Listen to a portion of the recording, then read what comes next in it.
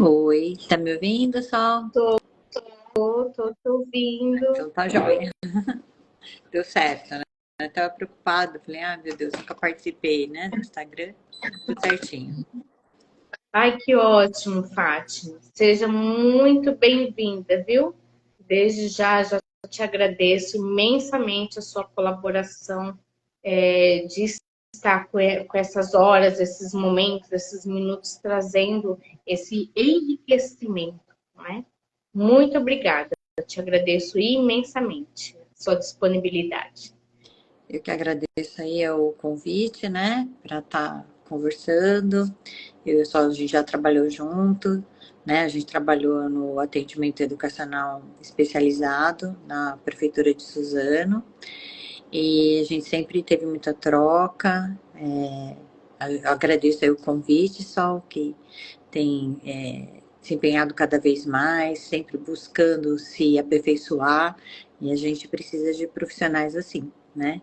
Que nem você, que sempre está se atualizando, está buscando outras pessoas para discussão, né? Então, é muito importante. A gente pode estar começando, como é que a gente vai?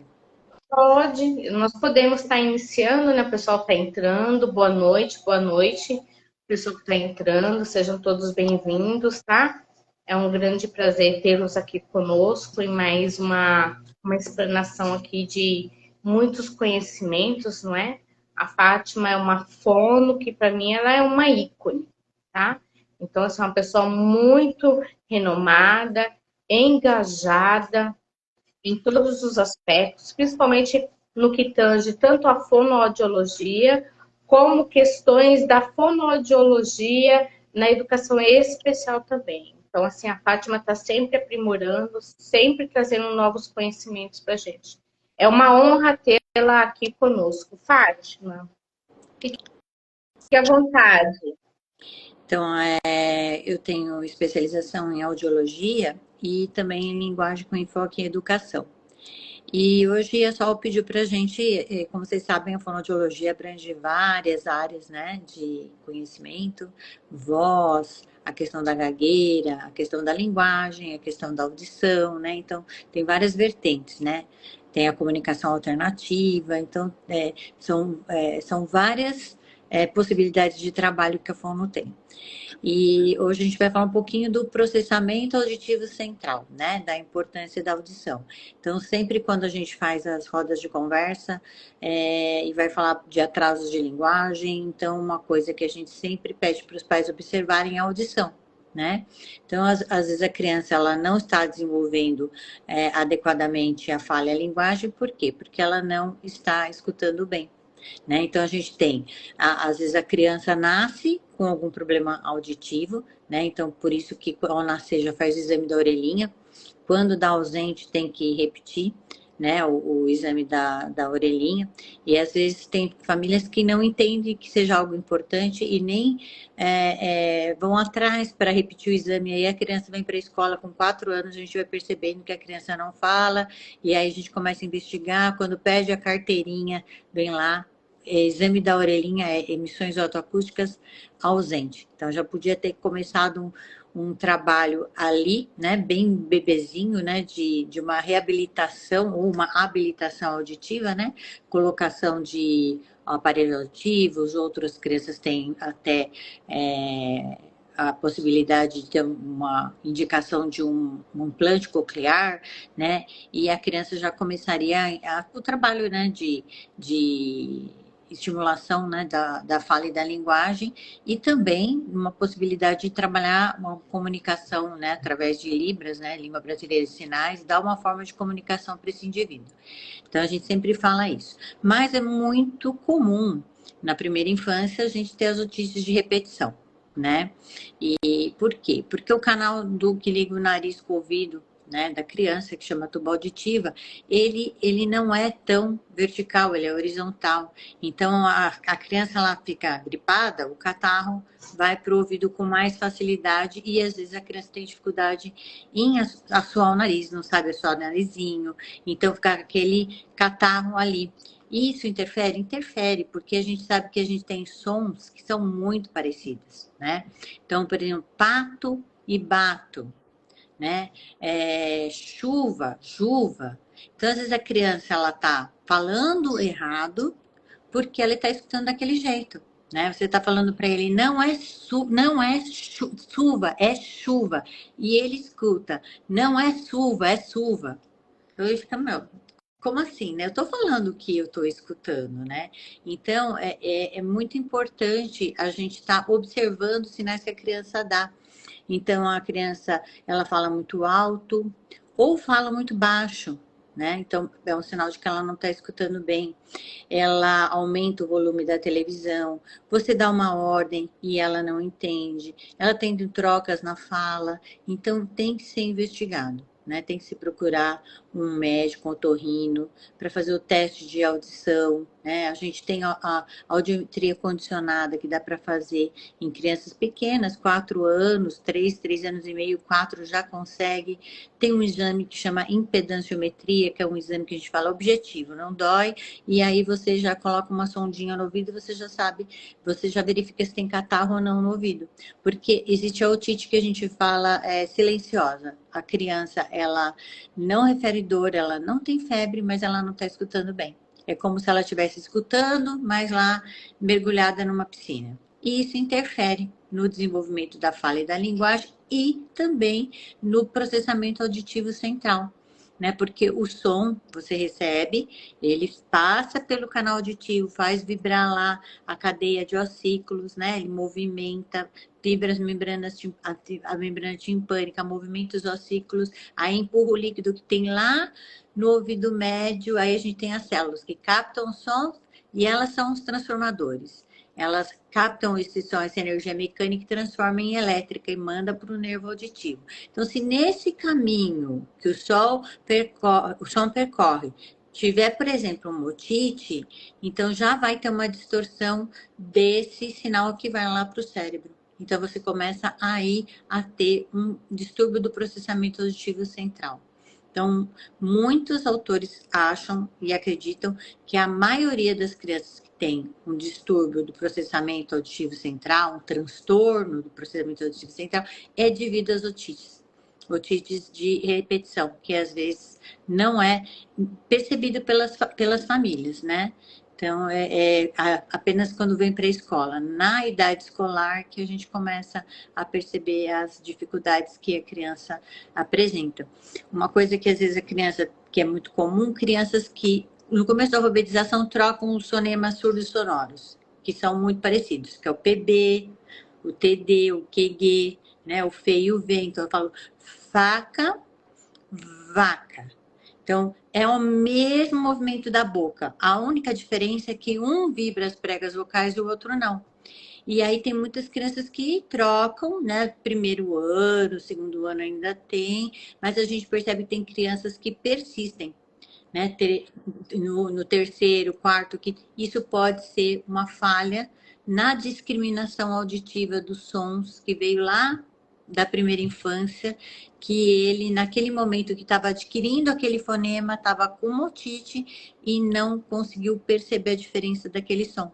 Então, ele sempre fala, de vez bato, ele fala pato.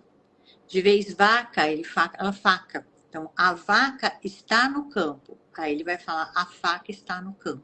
Para quem está ouvindo ele, acha que tem uma coisinha esquisita, mas não consegue também identificar.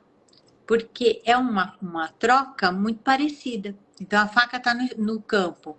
Aí a faca está no campo, você já entende que é a vaca que ele está querendo dizer. E é difícil a gente até identificar, né? Então, tem muitas crianças que têm isso, né? Sim. Você queria perguntar alguma coisa? Sim, e interessante, né, Fátima? Porque, assim, às vezes, como você falou, passa despercebido pela família, não é? E aí, quando chega na escola, porque, assim, eu sou professora alfabetizadora também. Então, quando nós vamos alfabetizar essa criança, ela está trocando. Então, se ela fala trocado, a alfabetização dela terá um comprometimento ali também, não é, Fátima? Uhum. E aí, qual a orientação para esses pais? Procurar a fono? Qual seria a orientação, Fátima? Então, eu acho que aí era legal a gente falar um pouquinho de sintomas, né? Certo? Sintomas, quando procurar, né? Eu acho que o Sim, primeiro profissional é um otorrino, para a gente estar otorrino. avaliando a questão audiológica mesmo, saber se não tem nenhuma perda auditiva, se não tem nenhuma infecção, né? Porque se ele for realmente já direto procurar a fono, a fono vai pedir uma avaliação do otorrino, tá? Certo. Então, alguns sintomas, que a criança parece que ela não escuta bem, né? Então, às vezes, mesmo a criança vindo lá com um audiograma normal, os pais têm essa sensação, que hora ele atende, hora ele não atende, que tem dificuldade, né? Quando a criança, por exemplo, ela procura pistas visuais, tentar fazer uma leitura labial, né? Quando ela tem dificuldade, às vezes, de entender, né, uma regra, uma ordem que você está dando, né? Você chama, ele não atende imediatamente, né? Tem às vezes dificuldade em localizar da onde está vindo o som. Então, é uma falha mesmo do processamento auditivo central. Dificuldade em discriminar um som do outro. É, uma coisa que chama bastante atenção no transtorno do processamento auditivo central ele tem dificuldade de entender uma conversa num ambiente que esteja com muito ruído, né? Então, se estiver num ambiente silencioso, não tem tanta dificuldade, mas no ambiente ruidoso tem dificuldade de entender, né? Às vezes a criança tem dificuldade na memória auditiva, né? De lembrar o que foi dito. Acaba dando uma ordem que tem três coisas para ele fazer e ele não consegue realizar, né? Dificuldade em manter a atenção auditiva. Então, na sala de aula é bem difícil, né? Por isso a gente pede os professores para estar procurando fazer um intervalo, né? Ele fica muito cansado, né? E uma coisa que chama atenção é dificuldade em aprender uma música, em acompanhar um ritmo, né? Na entonação, às vezes também alguma alteração, né? Então, assim, algo que ajuda bastante é a questão de trabalhar com música com essas crianças, né? Então, assim, se tiver oportunidade de aprender algum instrumento musical, né? Se tiver oportunidade de fazer, né, uma aula com música, ou mesmo, né, nós, enquanto terapeutas, a gente sempre orienta, está trabalhando bastante com música, porque ajuda muito na estimulação do processamento auditivo central, né? Aí o que a gente pede para prestar atenção, aquele aluno, aquela criança que é muito distraída, né? Que ela fica muito ansiosa, ela é impaciente, ela é muito impulsiva, agitada, porque tem essa dificuldade, né, em entender, em prestar atenção. Então, às vezes, uma criança que pode ter uma tendência a se isolar, por quê? Porque ela se frustra muito, porque ela vai falhando na escola, em casa, e muita desorganização também, né? Então, assim, são sintomas que a gente tem que estar prestando atenção. Na linguagem expressiva, então, às vezes, a dificuldade de alguns sons da fala, como eu já falei, né? Surdas e sonoras, tem dificuldade, às vezes, em se expressar, dificuldade em lembrar as palavras, né? Então, são várias coisas que a gente vai percebendo na escrita, vai ter essa dificuldade, troca muito, né? Os sons que são parecidos, principalmente os surdos sonoros, como eu falei, né? Vai ter dificuldade em elaborar um texto, né? Em compreender aquilo que leu. Então, tudo isso são coisas que a gente observa, então, na escola e em casa também, que os pais podem estar ajudando. Existe um teste, né, que é um teste do processamento auditivo central, não é considerado um teste padrão ouro, né, mas a gente consegue testar com cabine, então a memória auditiva, se, por exemplo, estiver contando uma história no ouvido, a gente faz esse teste, coloca uma historinha para no ouvido e no outro a gente vai falando algumas palavras, para ver se ele consegue fazer essa separação de um ouvido do outro, porque essa criança pode ter dificuldade. Então, a gente vai avaliar se ele detecta o som, se ele discrimina o som, se ele memoriza o som, se ele consegue ter essa atenção binaural de uma orelha, da outra, né? Mas ainda são testes que estão passando por muitos estudos, né? Então, e assim, existem algumas questões que influenciam, né? Que a gente chama de comorbidades, né? Então, assim, a criança que tem um transtorno de um déficit de atenção e hiperatividade, né? Um TDAH, ele vai ter uma dificuldade até para fazer esse teste. Com certeza, se você submete uma criança que tem um problema de atenção para fazer um teste que precisa de muita atenção, ele vai falhar. E aí vai vir que ele tem um transtorno do processamento auditivo central.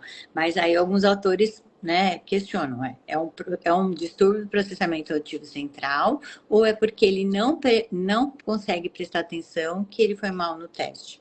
Com certeza. A dificuldade que ele tem na atenção, ele vai ocasionar uma dificuldade em processar os sons, né? Então, se você está trabalhando com essa criança, se você trabalhar essa parte de audibilização, de detecção de sons, de discriminação, você vai estar trabalhando a atenção, você vai estar ajudando essa criança, né? Então, existem algumas comorbidades aí, né? Então, a criança com um TDAH, ela vai ter uma dificuldade no processamento, né, auditivo central, né? Então, do PAC, né? Ou se ele tem um transtorno de aprendizagem, uma dislexia, uma desortografia, uma disgrafia, uma descalculia, tudo isso, ele também vai ter um déficit aí do transtorno, né, do processamento auditivo central. Então, são o que a gente chama de comorbidades, né? Quais profissionais podem encaminhar para fazer esse exame? Qualquer profissional das áreas de saúde e da educação, é importante que ele seja encaminhado para uma avaliação também com um otorrinolaringologista, porque precisamos saber se ele tem algum problema de audição, ou se ele tem algum déficit auditivo, ou se ele tem alguma infecção no ouvido, tá? Apesar de ser o fonoaudiólogo, ser o profissional que aplica esses testes aí, né, é importante que seja feito o diagnóstico do transtorno do processamento auditivo central com uma equipe, né, uma equipe multiprofissional, né, não é só o fonoaudiólogo que vai bater o martelo. Então, tem que descartar se ele não tem alguma questão cognitiva, se ele não tem alguma questão comportamental, se ele não tem um déficit de atenção e uma hiperatividade, que são essas comorbidades que vão fazer com que ele realmente não vá bem no teste e que ele apresente mesmo dificuldade, né? Outra coisa importante é assim, quem pode fazer, né, o teste, né? É importante a criança ter uma idade igual ou superior a 7 anos, tá? Tem que ter uma audiometria, né, com o limiar auditivo normal, né? O exame para ver, né, se tem catarro no ouvido, que é a imitanciometria ou impedanciometria, também não pode ter nenhuma alteração de orelha média. Então, se tiver, né, um problema de otite, também não é indicado fazer o exame, porque vai interferir. Ele tem que escutar muito bem, né? Mas se vamos supor que a gente tem uma criança que tem uma perda leve da audição, né? Que a gente fala até 40 decibéis. Sim. E for simétrica, a gente tem como estar fazendo o exame, tá bom? Tem a questão cognitiva, né? Porque é um teste complexo, então a criança tem que entender as ordens que estão sendo dadas, né? E é importante também ela não ter um atraso de fala e de linguagem, porque ele vai ter que responder, ele vai ter que repetir, às vezes ele tem um desvio fonológico, e aí não é porque, se ele fala, por exemplo, para cá, ele fala tá, então ele vai escutar o fonema K, e ele vai falar tá, aí você fala tá errado, não, é porque ele tem a troca. Então, assim, é importante esses pré-requisitos, né? E a equipe fechando que realmente precisa ser feito um treinamento auditivo, o que vai ser trabalhado, né? Então, vai ser trabalhado com ele, dele prestar atenção no som. Então, o que é um som, por exemplo, são coisas simples. Um som que é longo, um som que é curto. Quando a gente fala de detecção de som, por exemplo, quando você pega uma caixinha de som, né, uma caixinha de música, esconder, e a criança entra numa sala, ela tem que descobrir onde está o som, né? Então, são coisas, são simples, não são nada assim, mirabolantes, né? E a gente tem que estimular porque é a neuroplasticidade cerebral, né? Então, a criança está ali em desenvolvimento. Quanto mais estímulo ela tiver, melhor, né? E com relação esse treinamento auditivo, de preferência, deveria ser feito numa cabine, né? Mas não tem também nenhuma contraindicação se ele for feito fora de uma cabine, tá? Ele vai trabalhar as habilidades auditivas, que é reconhecer, né, os sons, fazer a discriminação dos sons que são parecidos, né? Jogos auditivos, né? Que a gente pode estar trabalhando com a criança, né? Então, tudo isso é o treinamento auditivo que a gente vai estar fazendo, de localizar o som, de saber de que lado vem vindo o som, né? É cima, é embaixo, é de um lado, do outro.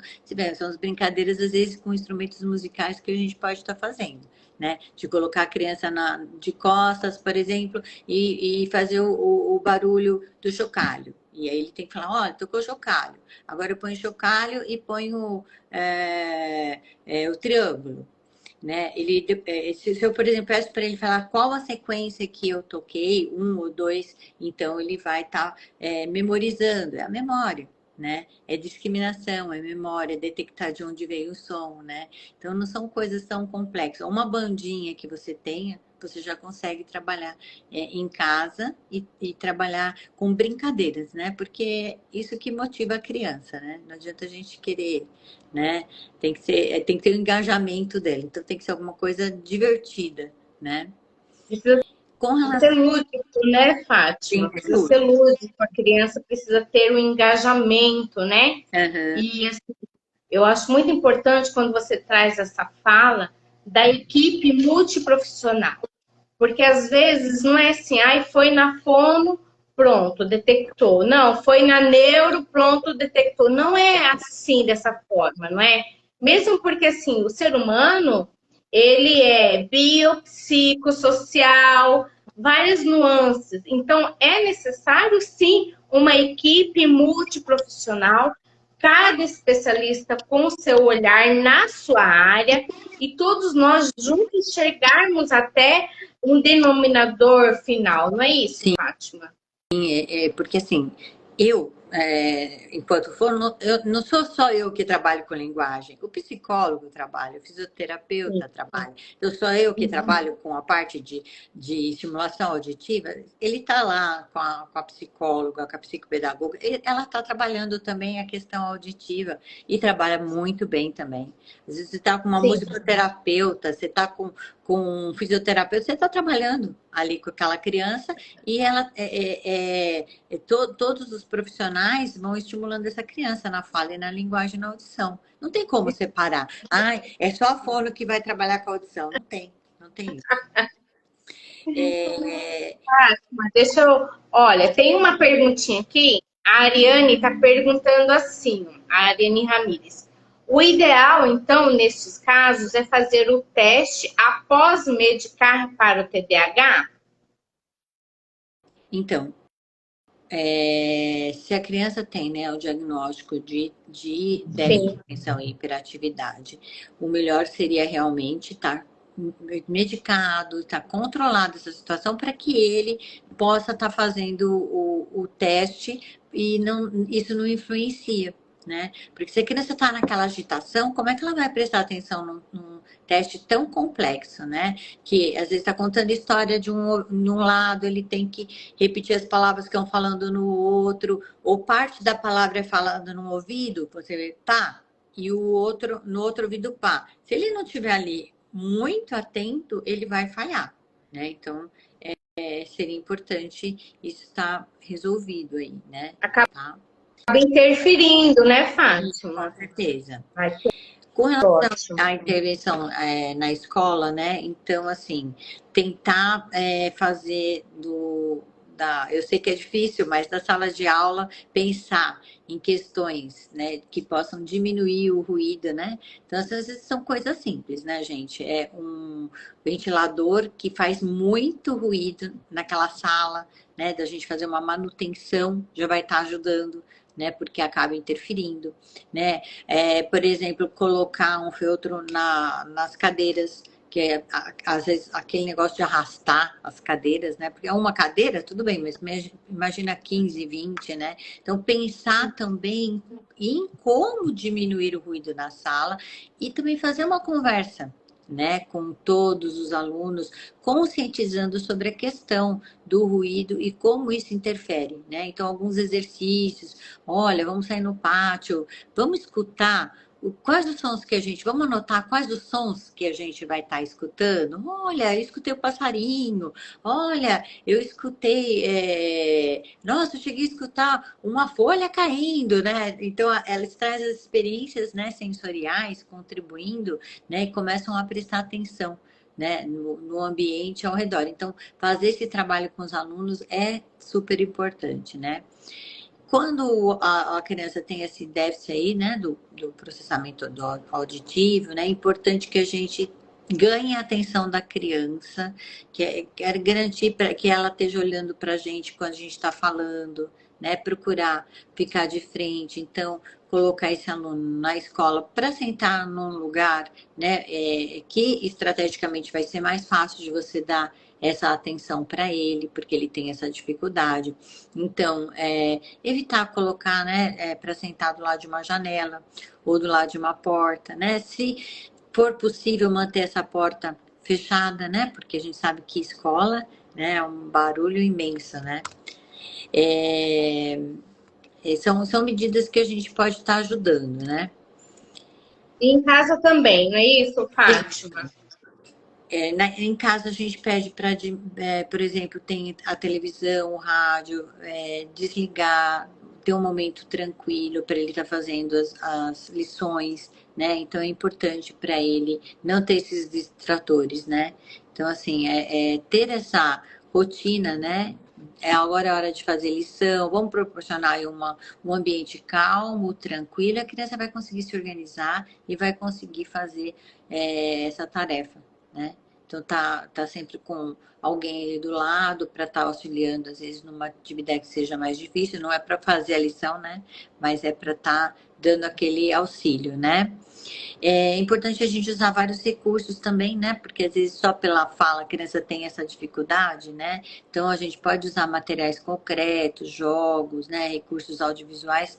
Tudo é super bem-vindo, né? Então, ter isso daí. Se a criança tem uma dificuldade para entender uma frase, a gente pede para que você repita, reestruture, né? Quantas vezes forem necessário, né? Então, é importante que a gente tem esse olhar atento, né? Que busque a atenção dessa criança, né?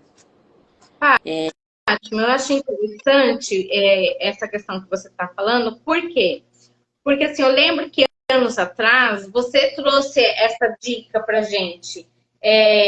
Não faça assim uma frase com 3, 4, 5 comandos, né? Seja mais sucinto e objetivo.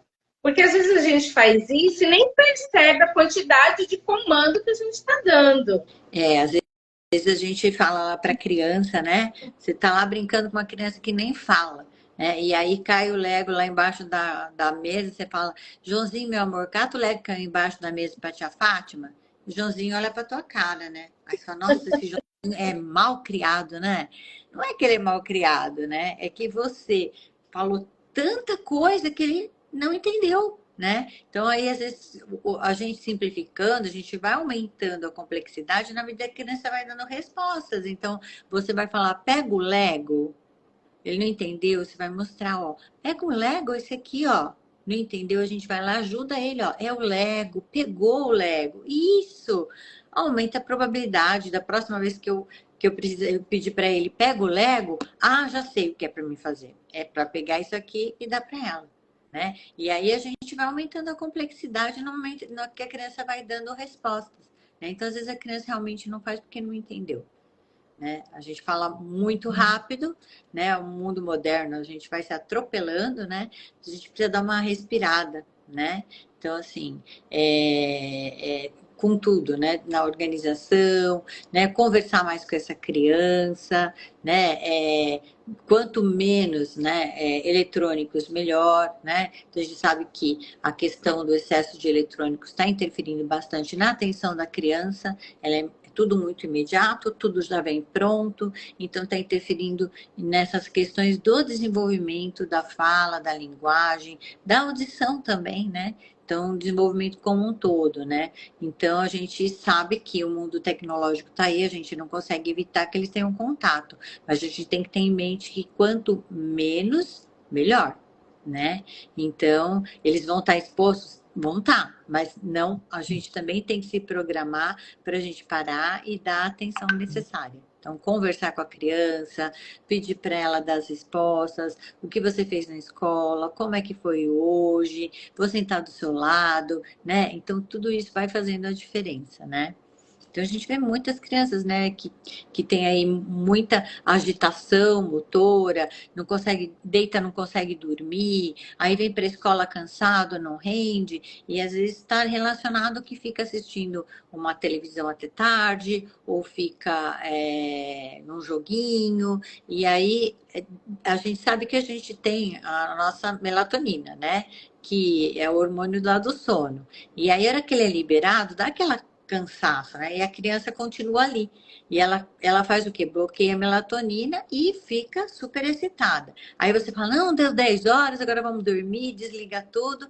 E a criança fica naquela agitação porque bloqueou essa melatonina natural. Né? E aí no outro dia, para levantar, é aquele sacrifício para ir na escola, prestar atenção, então tudo isso influencia. Então a gente tem que ter essa clareza também, que isso também está interferindo no desenvolvimento, né, global da criança. Então é importante a gente ter essa clareza. Algo que também pode ajudar, né, na criança que tem um transtorno do processamento auditivo central, também ter um conteúdo do que vai ser dado, né, conversar com os professores quando tem esse diagnóstico aí, para que você possa já estar conversando previamente. Às vezes pode ser, às vezes, um filme, né, sobre o assunto em casa, conversar um pouquinho, palavras-chave, né? Então, isso pode estar ajudando a criança a ter um melhor desempenho na hora da sala. Isso aí já entendi, já pode, ele vai ficar com a autoestima elevada, vai poder contribuir mais, então é importante. E a gente sempre fala para os professores procurarem dar alguns pequenos intervalos, né? Porque a gente também vai perdendo, até os adultos, né? Você começa de uma palestra, daqui a pouco você já está lá pensando nas coisas que você tem que pagar, tem que dar uma parada, né? Para voltar aquela atenção auditiva da criança. Então, é importante. Fátima, me diz uma coisa, olha só. É, um exemplo, né? Então, assim, a família tem uma criança que ela foi identificada ali uma alteração no sistema no processamento auditivo central dessa criança. E aí o que acontece? Essa criança vai para a escola e, de acordo com a demanda da escola, essa criança ela vai ficando cada vez mais deprimida, sua autoestima vai ficando cada vez mais rebaixada, e por não conseguir concluir as tarefas, essa criança entra num desespero que ela tem a sensação de que ela tem até falta de ar. Numa situação como essa, qual a orientação para essa família? Então, é importante ter uma conversa, né, com a escola, né, e assim, se tiver algum profissional, né, acompanhando algum terapeuta, que seja feita uma conversa, né, do terapeuta com a escola, né, e pensar em como pode ser feito, por exemplo, o lugar que esse aluno, né, a questão do ambiente, né, ser o menos ruidoso possível. Então, são adaptações que têm que ser feitas no ambiente da escola, onde esse aluno vai sentar, né? Conversar com esse professor para que ele dê uma ordem, para que ele fale novamente para ele, para ver se realmente ele entendeu. E às vezes não é só perguntar para esse aluno, você entendeu? Ele vai fazer, aham, né? É perguntar, ó, eu dei, para fazer essa atividade. Conta para mim, o que que é para fazer? Né? Aí ele vai ter que te explicar realmente se ele entendeu ou não, né? Então, assim, sentar num lugar, né, que vai ajudar ele, né, o professor a dar essa atenção para ele, né, também vai estar ajudando. Pensar em estratégias, né, de como estar antecipando, né, o que vai ser dado na sala de aula para que a família possa estar ajudando também. Então, são estratégias que podem estar facilitando aí, né? Da escola estar pensando junto, mas a gente tem que fazer uma parceria, né? Família, escola e terapeutas. Tem que ter. E eu acho que. Eu observo também, Fábio, perdão, é que assim, a criança ela fica numa baixa estima tão assim gritante que assim ela fica até com vergonha de dizer que sabe, às vezes ela sabe e às vezes ela fica tão envergonhada, tão perdida e ela assim entra, ao meu ver, enquanto neuropsicólogo, enquanto psicóloga, psicopedagoga, a criança entra num sofrimento. Uhum. Porque ela vai ficando muito frustrada, né? De não estar acompanhando, às vezes ela demora mais que os outros alunos, às vezes tem a questão da a letra, né? Às vezes tem dificuldade, então tem essa questão da letra não ser uma letra tão bonitinha, né? Então ela vai ficando, né? Demora mais para fazer as atividades, tem a dificuldade para se concentrar, porque se distrai com muita facilidade. E assim, a cobrança é muito grande, né? E aí a criança começa a ter ansiedade mesmo, entrar em sofrimento, como você falou, né? Então a gente tem que tomar bastante cuidado, porque tem que respeitar, né, essa criança, a sua dificuldade, né? É uma questão de, às vezes, maturidade, né? Tem crianças que amadurecem mais rápido e outras não, né? Então, assim, a gente não falou das causas, né, do, do transtorno do processamento auditivo central, mas a gente, além, por exemplo, falei da causa, né, das otites, a gente também tem fatores genéticos, tá? É uma predisposição genética que aumenta o risco para o transtorno do processamento auditivo central, né? Tem as questões, né, neurológicas também, né? Então, que a gente fala, às vezes, uma lesão traumática, né? Doenças neurodegenerativas, né? Podem estar influenciando. A questão ambiental, né? Então, uma exposição prolongada também a ambientes ruidosos, né? E aí a gente tem aí, né?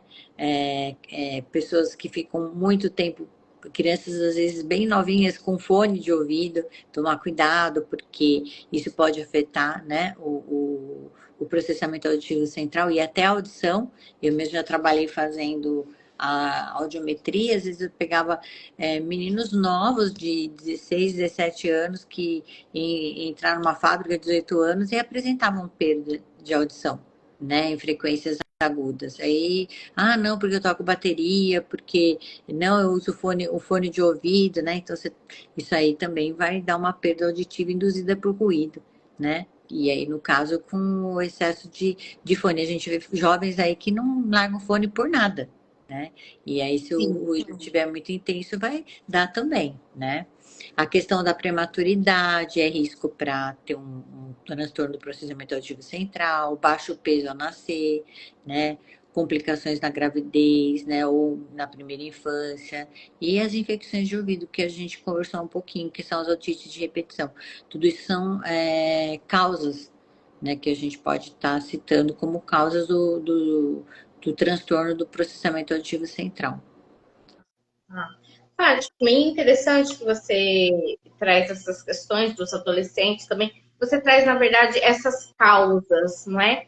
E assim, geralmente o nosso público é criança. Ah, a criança teve uma dificuldade na escola, aquilo outro. Mas assim, é possível que o adulto também tenha esse tipo de processamento, tenha essa dificuldade, Fátima? Tem muitas, assim, geralmente a gente começa a desconfiar mesmo de algum distúrbio do processamento auditivo central por volta de 6, 7 anos, mas nós temos adultos, sim, que têm dificuldade no processamento auditivo central. E às vezes adulto que tem dificuldade na discriminação, né, de sons, né, e sons até de fala. Então, é possível sim. E que tem que ser trabalhado, né? E lógico que vai requerer mais esforço ainda, né? Quanto mais nova é a criança que a gente começa a trabalhar por causa da neuroplasticidade, mais rápido vem os resultados. Mas isso não quer dizer que uma pessoa adulta não pode superar. Então, eu mesmo já atendi adultos que tinham problema de discriminação auditiva e que passaram por avaliação e por um treinamento auditivo que tiveram excelentes resultados. Né? Eu tive uma professora que ela trocava surda e sonora e que eu atendi, ela tinha muita dificuldade em discriminar e assim, e ela era professora, né? Que é difícil, né? Porque aí como você vai, né, trabalhar com a questão da alfabetização, da leitura e da escrita, né? Ensino fundamental. E ela conseguiu superar essa dificuldade, mas com o treinamento auditivo. Para trabalhar o Olha que traço maravilha. distintivo, a gente fez esse treinamento e teve um excelente resultado. Superou todas as Olha, dificuldades. é porque assim, às vezes, né, assim, no vai e vem da vida, passa despercebido na infância, não é? Sim, E aí, quando tá adulto, se percebe nessa situação. uhum. Sim, e a gente tem sim muitos adultos têm muitas trocas, né, na fala e que é fruto desse distúrbio aí do processamento auditivo central, desse transtorno aí, de não discriminar. E aí não discrimina fonema, um fonema do outro. E aí você trabalhando Sim. a discriminação, a atenção auditiva, a memória auditiva, a pessoa assim consegue superar todas as dificuldades. E é interessante você falar isso, porque assim, eu já tive assim, pais responsáveis de pacientes meus, que eles dizem assim, nossa, mas isso é normal para mim. E aí você olha para a pessoa do lado e fala assim, isso é normal? Ela fala assim, mas é normal como? Ah, mas eu sempre fui assim, desde criança eu sempre fui assim, então eles não percebem essas nuances, porque para eles estão dentro do padrão. É, e assim, e muitas vezes ela tem essa dificuldade, né? A mãe, por exemplo, eu já peguei uma mãe que aí o primeiro filho fez o tratamento comigo, o segundo fez. Quando nasceu o terceiro, ela veio me trazer a criança para me conhecer, falou: seu próximo paciente.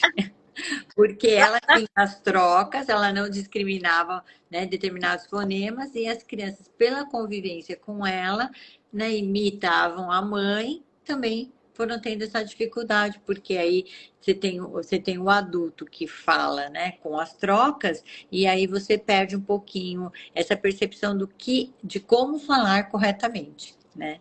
E as Sim. crianças começavam o tratamento, elas deslanchavam, né? Que eu dava as pistas, tal, ela tinha as outras pessoas conviver, mas na convivência com a mãe apresentava as trocas. Que ótimo, Fátima. Olha, a Yumi acabou de entrar aqui, viu? Que prazer, Ayumi. Seja muito bem-vinda, viu? Fátima, como é importante esse nosso bate-papo para esclarecer algumas questões, assim, do dia a dia mesmo, não é? Trazer essa informação para o nosso público, porque, assim, muita coisa do que você está dizendo aí eu desconheço, né? E eu não tenho vergonha nenhuma de dizer. Olha, eu desconheço, eu não sei, por isso que eu fui buscar alguém que é renomada, que é a Fátima, para trazer esse ensinamento para a gente. Muita coisa que eu sei hoje que também não é nada, eu devo à Fátima, porque a Fátima me ensinou a cada dia, todos os anos que eu tive com a Fátima, de muito aprendizado, a questão de fazer a musculatura, não é? Da língua, da bochecha, o quanto isso é importante para a criança. Então, assim, são coisas que são simples, é como você falou, Fátima, coisas que são simples, que a família dá continuidade em casa, que o professor, com um olhar mais atencioso, pode estar fazendo dentro de casa, naquilo que é possível hoje, não é isso, Fátima? E a gente se buscar, por exemplo, exercícios, né? Se vocês colocar no Google exercícios para trabalhar, né, com processamento auditivo central, vocês vão encontrar uma série de vídeos de, às vezes até de brincadeiras que podem ser realizadas que vocês vão estar trabalhando. Né? Então, se tiverem, né, interesse, é só buscar lá no Google, né? Colocar exercícios mesmo que vocês vão encontrar vários exercícios que são disponibilizados aí, que dá para a gente estar tendo algumas ideias, dá para a gente até usar, né? Então, a gente fala muito, né, para estar, né, diminuindo o uso dos eletrônicos, mas às vezes o eletrônico pode também ajudar a gente nessa questão aí, né, de ajudar a ter ideias de jogos, né, que vão estar trabalhando com a questão auditiva. Eu acho que tendo um adulto do lado, junto e interagindo, também é ótimo, né? A gente não pode falar que, não presta, né? Então a gente evita, né, da criança ficar lá, né, robotizada na frente de uma tela, mas se tiver uma interação junto com o adulto, uma brincadeira, um jogo que você pode estar fazendo junto, isso também pode estar ajudando aí na estimulação auditiva da criança. E é como eu falei, né? Se tiver a oportunidade de fazer, de aprender um instrumento musical, né, de cantar, né, isso vai ajudar bastante no processamento auditivo central. Né? Então, a duração do som, né? Perceber se um som é agudo, se um som é grave, né? Por exemplo, conseguir tirar uma melodia, uma música, né, num instrumento, isso, nossa, a criança engaja, motiva, e a criança está trabalhando o quê? A memória auditiva, a detecção, a discriminação, é isso, né? Então, dá para trabalhar com uma bandinha, com um instrumento musical, cantar, tudo isso, né, vai estar ajudando a tocar um instrumento. São coisas do dia a dia que a gente vai estar estimulando. Né? Não é só lá na terapia que ele vai ser estimulado, né? A gente está tendo estímulo o tempo todo. Então, a gente fazer dos momentos da vida da gente, momentos que possam estar estimulando essa criança, é super importante. E outra coisa, né, Fátima? Como você falou, né? É importante essa busca por jogos, né? Temos que trazer, sim, a tecnologia a nosso favor. E buscarmos essas informações é muito pertinente. Por quê? Porque, assim, o que eu digo para os pais? Você não precisa ficar com a criança 24 horas por dia. Não é quantidade, é qualidade. 10 minutos, mas 10 minutos com qualidade, com objetivos. Qual o objetivo desses 10 minutos? É uma brincadeira lúdica? É o rolar no chão? É uma interação? É isso que favorece essa união dessa interação familiar com qualidade e isso vai trazer lá na frente bons resultados, não é isso? Eu acho que é isso mesmo, não é fazer, eu vou ser professora do meu filho, então começa a virar uma neura, né? Você vai ter que fazer cópia, você vai ter que fazer aquilo, é um castigo, né? Então ele vai o quê? Aquilo ele quer se afastar, ele quer fugir. Né? Então tem que fazer as coisas respeitando essa criança para que ela engaje, para que ela tenha prazer, que ela seja divertido para os dois, né? Para quem está ali junto com a criança de um momento gostoso. Então, não é por obrigação, né? Mas é uma coisa de troca, né? E de criação de vínculo. E não é, eu tenho que ficar meia hora, não. Vale mais a pena 5 minutos divertido, gostoso, com troca, do que meia hora e você fazendo por obrigação e ficando nervosa com a criança, aí perde tudo, né? Exato, Fátima. Eu costumo dizer assim, principalmente nessas questões das atividades escolares. Ah, é a lição de casa. Ai, fulano não para, fulano não foca. Mas assim, mãe, tenta fazer aquela técnica do Pomodoro. Coloca lá um aplicativo bonitinho para colocar os minutos que ele vai ficar. Olha, você vai ficar 10 minutos fazendo a tarefa. Os outros 5 minutos você levanta para respirar. Volta, sabe? E tendo esses intervalos para a criança se apropriar daquele conteúdo com mais leveza. Porque não adianta você colocar a criança lá. É como você falou, 10 minutos, 30, 40 minutos é um castigo para a criança. Ela vai criar aversão sobre aquilo. A gente tem que procurar que a criança se engaje e tenha prazer, né? Então, aí a gente tem produtividade, é produtivo e é bom, né? E acho que a Ana, né, que a psicóloga colocou, né, que tem muitas crianças com trocas, né, precisando de fones na escola, né, Ana, é verdade, né? Então, a gente vê que se a gente pensar no desenvolvimento, né, a criança, ela teria que falar as primeiras palavras, começar a falar com um aninho, papá, mamã, 1 ano e meio, já teria que estar juntando duas palavrinhas, quer, papá, dá, carro, que a gente observa às vezes nas creches, que crianças de 1 ano e meio, 2, que não estão falando nem papá nem mamã, né? Então, um grande atraso aí no desenvolvimento da fala e da linguagem, né? Então, a criança 2 anos, 2 anos e meio tem que começar a falar mesmo, né? Lógico que vão ter as trocas, mas ela já tem aí, né, um repertório de 75, 100 palavras, com 2 anos e meio, 3 anos já elas já falam, né? E aí as trocas que a gente espera que a criança tenha. Então, por exemplo, uma criança que fala tudo na língua do T, né? Fala Coca-Cola, fala tudo tota-tota. Até 3 anos e meio, 4 no máximo. Então, uma criança de 4 anos que está falando tota-tola, carro fala tarro, já tem que procurar uma fono, né? E aí, com 5 anos, a criança já tem que estar falando, por exemplo, sonzinho do chuva, que eles muitas vezes falam chuva, jacaré, eles falam jacaré, né? Até 4 anos e meio, 5 anos no máximo.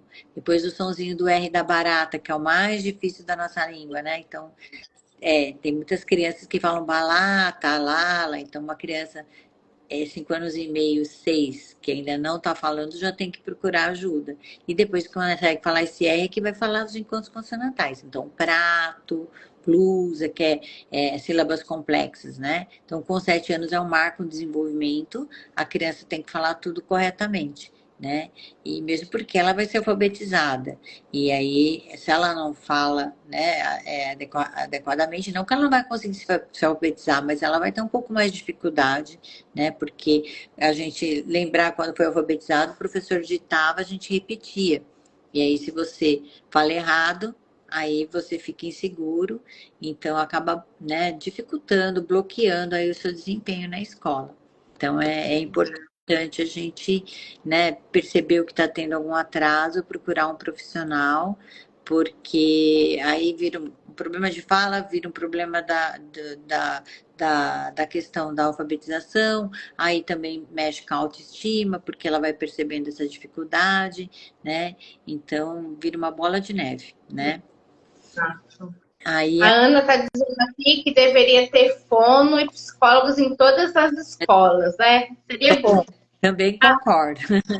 Nossa, excelente. A Dani está dizendo aqui, até que idade ainda dá, peraí, até que idade ainda dá para corrigir as crianças que já falam assim há algum tempo e tem uma idade que melhore isso? Então, o importante é perceber o que tem o atraso, tá tendo troca, fazer uma avaliação e já pegar uma orientação com o profissional de como tá ajudando essa criança, e se for o caso de fazer uma terapia, fazer a terapia, né? Agora a gente tem, às vezes, adulto que chega pra gente com trocas na fala.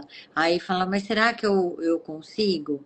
Dá para trabalhar também, gente. Lógico que é como eu falei para vocês, a questão da neuroplasticidade. Quanto menor a criança, mais rápido eu vou conseguir. Então, se eu tenho um adulto que passou 20 anos falando balata, eu vou colocar, fazer exercícios para fortalecer, ver o que está ocasionando essa dificuldade, né? Que tem que ser feita uma pesquisa. Às vezes ele tem um freio de língua encurtado, vai ter que fazer uma frenectomia, cortar o freio, fazer exercício na língua para fortalecer a musculatura e aprender a falar esse R.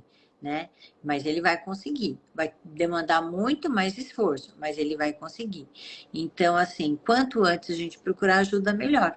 Né? Então, às vezes a criança está lá de chuva, ela fala suva, ela está com 5 anos e meio. Chuva, ela fala suva. Jacaré, né? Ela fala jacaré. Você vai lá e ensina o som do chá e do já, gente, às vezes em 3 sessões a criança já sai falando e vai rapidinho. Né? Você dá um toque para a criança de como produzir aquele fonema e a criança deslancha. Então, assim, quanto antes a gente procurar, melhor. Ótimo, Fátima. Perfeito, Fátima. Muito obrigada, Fátima. Já está aqui, olha só, como passa rápido, né? Tudo aquilo que é bom, tudo aquilo que é bom é assim, passa rápido, né? Nós já estamos chegando aqui no nosso horário e assim é bom a gente finalizar, porque se o Instagram ele cai, acaba não ficando gravado, né? Então, assim, eu agradeço imensamente todas as pessoas, as perguntas. Olha só, a Ana está colocando aqui, sempre sinalizo a importância de começar o quanto antes, né? É que também a gente cai naquela questão, assim, do acesso, né? Temos, assim, pouco acesso a esses especialistas também, né?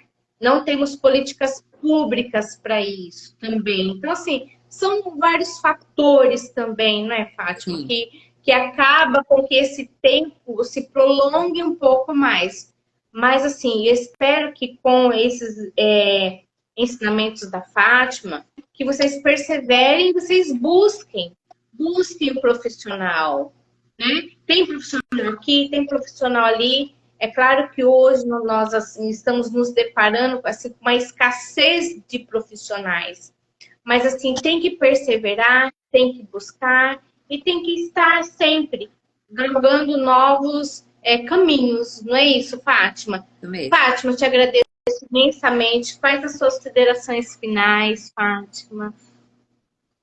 Bem, eu agradeço aí a oportunidade, né, de estar conversando um pouquinho sobre esse assunto, né, espero ter, né, ajudado aí, dado algumas dicas, né, esclarecido algumas coisas, e é como eu falei, né, a gente percebeu que tem alguma alteração, tem que procurar, né, e procurar às vezes uma equipe multidisciplinar, né, porque é muito bom a gente ter opinião, né, não só de um profissional, mas de um conjunto, né, de profissionais para a gente estar entendendo melhor o desempenho dessa criança e estar ajudando.